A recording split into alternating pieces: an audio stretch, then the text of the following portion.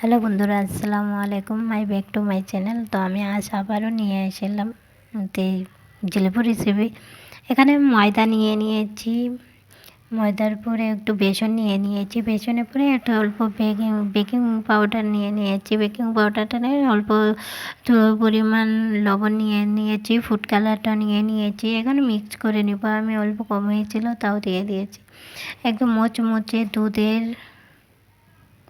দুধের জিলেপি।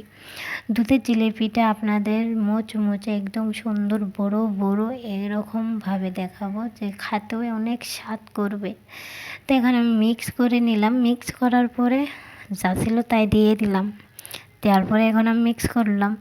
তো অল্প পরিমাণ কালি জিরাও দিয়ে দিলাম।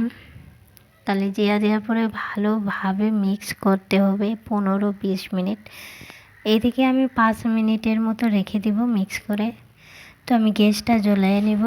গ্যাসের মধ্যে যে কড়াইটা চিনির শিরাটা বানিয়ে নিব। আমি এখন চিনির শিরাটা বানিয়ে নেবার পর অল্প বানাবো, কারণ আমি জিলাপিটা অল্পই বানাবো। আমি এইদিকে 5 মিনিট রেখে দিয়েছিলাম।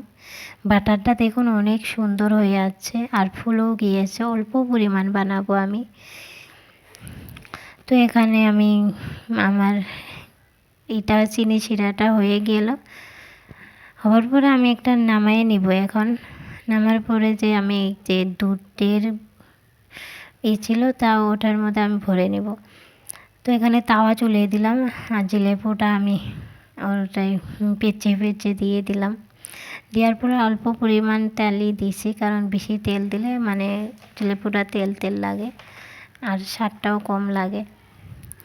তো আমি অল্প তেলের মধ্যে থেকে আমি এগুলো নামায়ে নিব। নামায়ে নিবার দুধের প্যাকেটটা ছিল যে আমি এইভাবেই করে। আর আমার বাটারটা এত পিছলা ছিল যে উপর থেকে বাইরে আমার হাত একদম হয়ে গিয়েছে। কিন্তু বোতলে করলে আরও বেশি ভালো হয়। আমি এইভাবে করে নামায়ে নেব। নামায়ে নেবার পরে আমার এইভাবে মুচমুচে জিলেপিটা আমি চিনি শিরার মধ্যে দিয়ে দেব যে।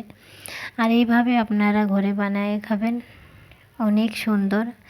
যে জিলেপি আমি ফার্স্ট টাইম বানাই এবার পাই নাই, তো ওইভাবে আপনারা লাইক কমেন্ট করবেন যে আমি পরবর্তীতে যেটা ভিডিও করব আপনাদের মোবাইলের সঙ্গে সঙ্গে চলা যাবে।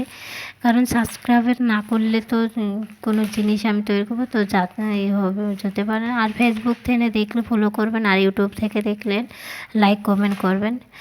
আর এই মচমচা জিলেপিটা আপনারা ঘরে এই রমজান মাসে রেডি করে খাবেন। তো আসসালামু আলাইকুম, আল্লাহ হাফিজ।